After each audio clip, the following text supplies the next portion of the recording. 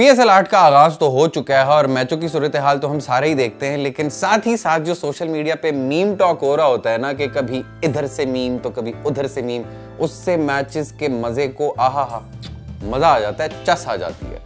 अच्छा भाई, इस PSL में शुरुआत से ही राइवलरीज उरूज पर थी। हुआ कुछ यूं कि एक साइड पे इमाद वसीम कह रहे थे कि अच्छी बात है कि मोहम्मद रिजवान कराची किंग्स छोड़ के चले गए हैं। उनका कहने का मकसद कुछ और था। वो कहना ये चाह रहे थे यार कि अगर मोहम्मद रिजवान की जगह कराची किंग्स में नहीं बन रही तो बहुत अच्छी बात है, वो उनके लिए खुश हैं कि वो मुल्तान सुल्तान से ऐसा खेल रहे हैं कि हम भी नहीं उसका जवाब दे पा रहे। दूसरी साइड पे मोहम्मद आमिर का जवाब आया कि भाई टेल एंडर हो या ओपनर हो, मेरे लिए सब बराबर हैं। और फिर जो पेशावर ज़ल्मी ने उनके साथ किया ना, दिल गार्डन गार्डन हो गया। अच्छा, वैसे ये पहली बार हो रहा था कि कराची किंग्स खेल पेशावर ज़ल्मी के खिलाफ रही थी और कराची किंग्स के अपने सपोर्टर्स चाह रहे थे कि इमाद वसीम और मोहम्मद आमिर दोनों को फेंटी पड़े। और फिर हुआ 40-40 रन का दोनों को फेंटी लगी।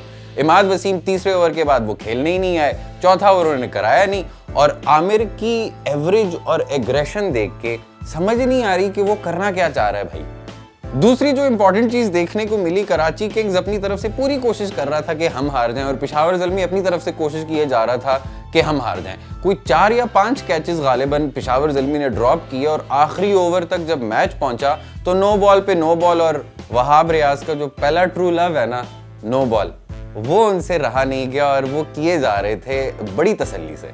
अच्छा, वैसे आपस की बात है, आपको कुछ पता है कि जब Karachi Kings last time match जीता था तो पेट्रोल की क्या प्राइस थी?